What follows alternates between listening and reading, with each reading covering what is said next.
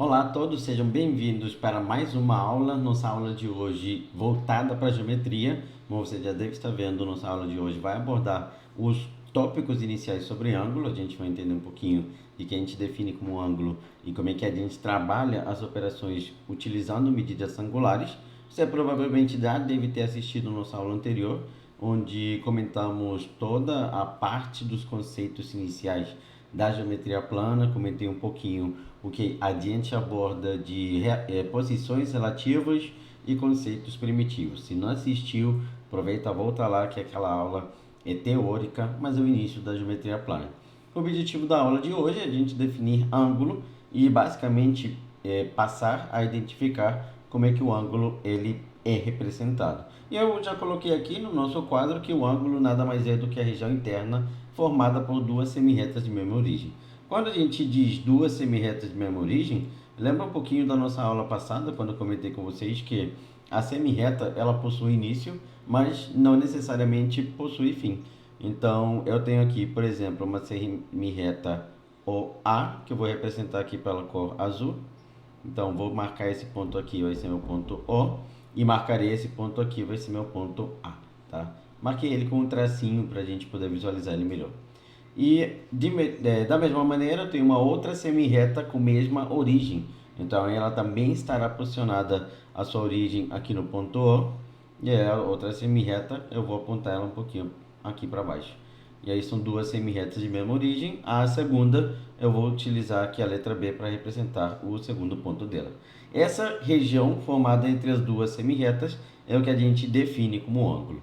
Dessa parte que eu vou representar aqui da cor, eu acho que um rosa, não sei qual é essa cor que eu estou representando, o que a gente vai chamar de ângulo. Como é que a gente representa esse ângulo? A gente pode utilizar o alfabeto grego para poder representar o ângulo. Então podemos usar alfa, beta, gama, podemos utilizar teta, em alguns casos usamos sigma, todo aquele alfabeto grego que você provavelmente já está um pouco acostumado a ver, já viu basicamente nas aulas de geometria na escola. E aí no caso, uma outra forma de representar é mostrando o caminho do ângulo. Então eu coloquei aqui, como é que a gente pode representar? Posso usar o alfabeto grego, e aí eu vou representar isso aqui por alfa, mas também poderia mostrar o caminho que o ângulo percorre. E aí o ângulo ele inicia no ponto A, passa pelo vértice O e finaliza no ponto B. Então aqui eu estou te mostrando qual é o caminho que o ângulo percorre. Geralmente, quando a gente mostra o caminho do ângulo, a gente vai colocar esse acento aqui em cima da letra O, tá? Para ilustrar que o ângulo é o vértice O. E aí inicia no ponto A, passa pelo ponto O e finaliza no ponto B. E uma outra forma também que a gente tem de representar, essa aí já é um pouco mais comum dentro da parte de polígonos, você vai ver quando a gente chegar nas nossas aulas de polígonos, que também costuma aparecer, seria o caso da gente apenas ilustrar o vértice. Então, vértice O, e novamente eu vou utilizar aqui o acento, eu acho que é acento circunflexo, né? Me deu um branco agora. Mas vou novamente utilizar o acento para representar esse ângulo. Ângulo que a gente costuma ter mais representações. Você pode perceber aqui, geralmente a gente pode usar letras minúsculas, X, Y, Z, A, B, para poder representar um ângulo. Geralmente as letras minúsculas elas vão vir com esse acento ali para poder ilustrar.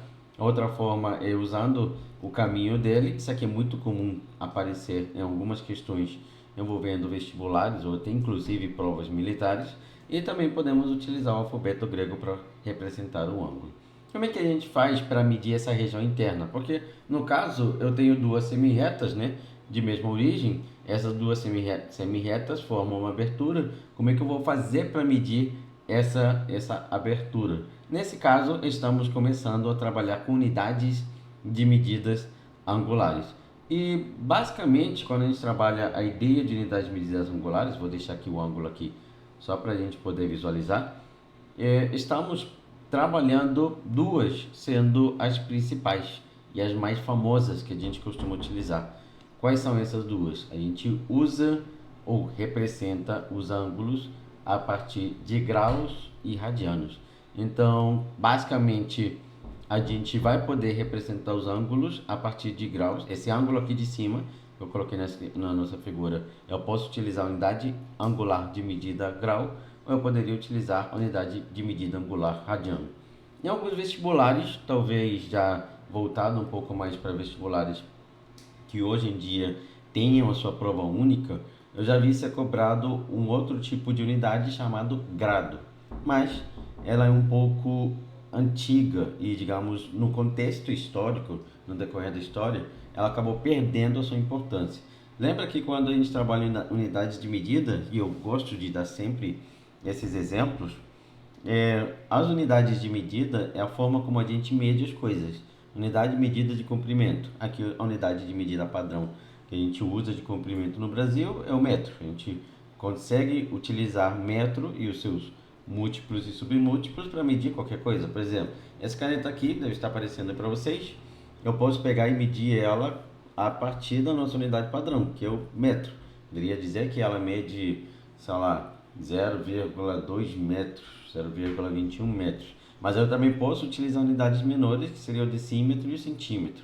Então a ideia de unidade de medida angular é a forma como a gente vai medir o tamanho desse ângulo, o tamanho dessa abertura entre essas duas semirretas. Então as unidades que a gente usa padrão é a unidade grau, e a unidade que a gente vai utilizar padrão também é a unidade radiano, tá? Aqui na geometria plana, que vai ser o foco principal dessas aulas iniciais, vocês vão ver que eu basicamente a unidade que eu mais vou estar utilizando é a unidade de grau. Isso porque na geometria plana é nossa unidade padrão. Isso não quer dizer que a gente não encontre exercícios utilizando a unidade radiano. Pode ser que isso ocorra, a gente veja uma ou outra questão utilizando a unidade radiano. Mas inicialmente a gente vai perceber que na geometria plana a unidade padrão que a gente costuma utilizar é a unidade grau. Já a unidade radiano, ela é padrão de ser utilizada lá na trigonometria. Inclusive, a gente vai ter aulas de trigonometria por aqui, né? Então, quando eu introduzir o tópico de trigonometria, vocês vão perceber que eu vou utilizar muito a unidade radiano. Isso porque na trigonometria a gente passa a estudar funções trigonométricas. E aí você pode associar a ideia de função com funções reais. Tem que estar definido nos reais. E o radiano ele está definido nos reais. Então, lá na trigonometria eu vou precisar transformar os ângulos, que geralmente estão dados em graus, para radiano. E aqui, na geometria plana, a gente vai basicamente tentar priorizar usar a unidade de medida angular grau. Qual é a equivalência entre essas unidades? A gente vai poder garantir que se eu quero comparar as duas, e aí lembra que eu consigo comparar, porque é possível comparar unidades de medida, eu vou garantir que se eu pego um ângulo cuja medida é de 180 graus, isso aqui seria equivalente ao ter um ângulo cuja medida em radianos seria π radianos. Muito comum a gente ver na unidade radiano o π aparecer, mas eu costumo dizer não precisa substituir, tá? Porque quando a gente está na unidade radiano é normal ter o π e é bem normal aparecerem as frações. Então, o máximo que a gente vai utilizar é essa transformação daqui. Tá mais para o nosso foco principal, que é olhar para o vestibular da prova do Enem. A gente costuma só gravar aqui de grau para radiano, o valor de 180 graus passa a ser representado com o π e vice-versa, de radiano para grau, o valor do π passaria a representar 180 graus, tá? Então, estamos trabalhando unidades de medida angulares. Comentei sobre a unidade grado, né, que eu falei que existem três. A unidade grado ela acabou sendo esquecida no decorrer do contexto da história. E a unidade grado, a equivalência que caso surja os grados, eu tenho 200 grados. Eu já vi em algumas apostilas utilizar um G aqui em cima para representar.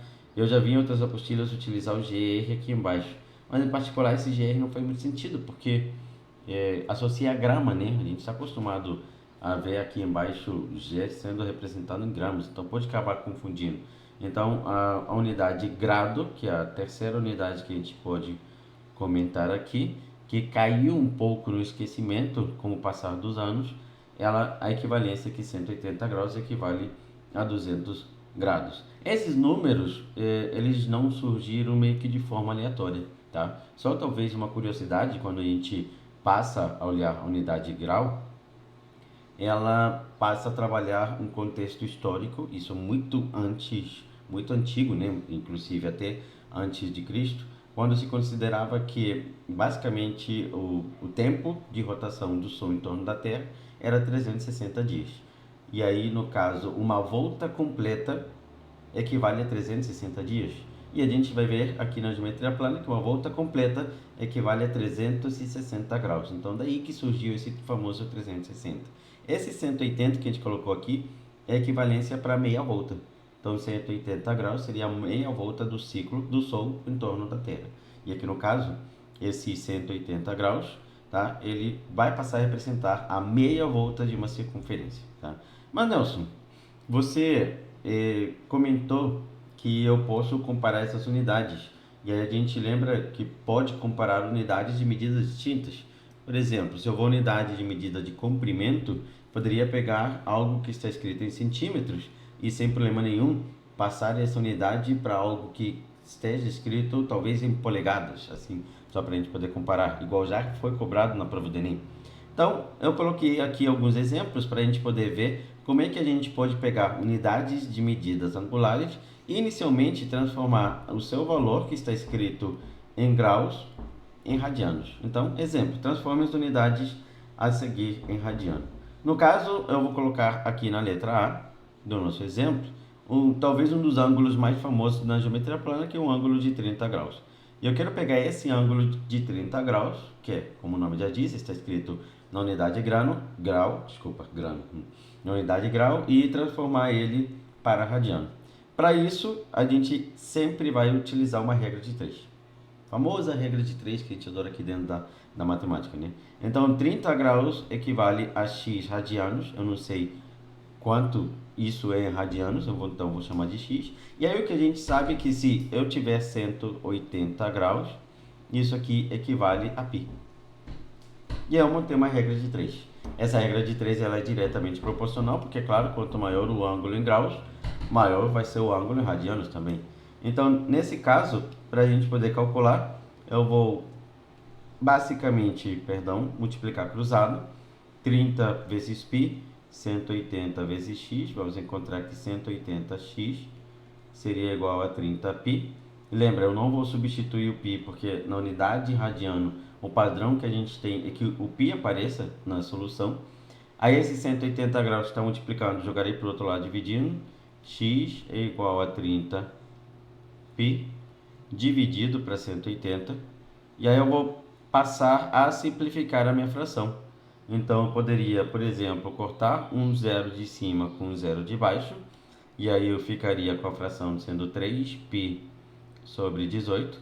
Da mesma forma, eu poderia pegar o número de cima, que é múltiplo de 3, e dividir por 3. O número de baixo, que é múltiplo de 3, também dividir por 3.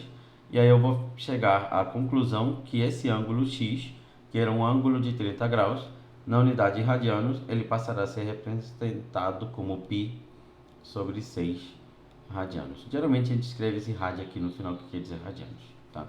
E aí eu consegui pegar um ângulo que estava escrito na unidade de graus e transformar esse ângulo para a unidade de radianos. O contrário também é válido. Eu também posso pegar ângulos que estão escritos na unidade de radianos e passar eles a escrever na unidade grau. Mas vamos fazer antes disso outro exemplo, tá? Eu vou pegar aqui, eu vou fazer tipo uma letra B. E aí na letra B eu vou pegar, e agora para mostrar que isso é válido para um ângulo qualquer, vou pegar um ângulo grande, por exemplo, na letra B eu vou pegar 225 graus.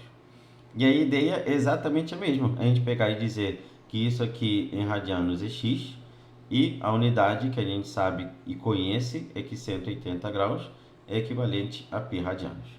Aí beleza, vou novamente multiplicar cruzado, então eu tenho que 180x equivale a 225π. Esse 180 ele está multiplicando, vou colocar ele dividindo do outro lado, né? Operação inversa, x é igual a 225π, isso dividido por 180. Aí é claro, eu preciso dividir esse valor por, no caso, 5, que ambos são múltiplos de 5, para poder encontrar um número menor. Então, vou começar por 5. Acho que dá por 3, tá? Mas eu vou simplificar por 5 mesmo. Foi o primeiro número que veio na cabeça. 225 dividido por 5 vai ficar 45π. E 180 dividido por 5 fica 36. Tá, por enquanto ainda dá para continuar simplificando em cima e embaixo. Vou dividir em cima por 3. Embaixo eu também irei dividir por 3, só para a gente poder simplificar essa fração. 45 dividido por 3 dá 15π. E aqui temos 36 dividido por 3, que dá 12. Daria ainda para a gente poder simplificar, dividindo em cima e embaixo de novo por 3. Ó. Podia ter feito logo de cara por 9, mas eu estou indo devagar até para que fique o mais compreensível possível. E aí, nesse caso, quando eu fizer dividindo em cima e embaixo por 3, eu vou ficar com 5π na parte de cima sobre 4 radianos. E aí eu peguei um ângulo, que era um ângulo de 225 graus, e eu consegui escrever ele na unidade radiano. Em particular, assim, sendo muito sincero com você, eu prefiro utilizar a unidade de grau do que a unidade radiano. Isso porque na unidade radiano eu tenho frações, né? E aí fica meio chato a gente ficar trabalhando com frações. Então, além disso, se eu pegar e eu tentar representar um ângulo de π sobre 6 radianos, talvez não fique tão claro que isso aqui é um ângulo de 30 graus. Então, em particular, eu prefiro utilizar a unidade de grau porque fica mais simples de a gente saber qual é o ângulo que está sendo representado. Então, eu prefiro muito utilizar a unidade grau do que a unidade radiano. E se eu quiser fazer o contrário, Nelson? Então, agora a gente vai pegar algumas unidades que estão escritas em radianos e vamos transformar ela para graus. E aí a ideia é exatamente a mesma, só que eu não vou precisar montar toda essa regra de 3. Eu posso, por exemplo, dizer aqui um ângulo de 7π sobre 4 radianos. E aí eu quero transformar esse ângulo para a unidade grau. RD não, é rad.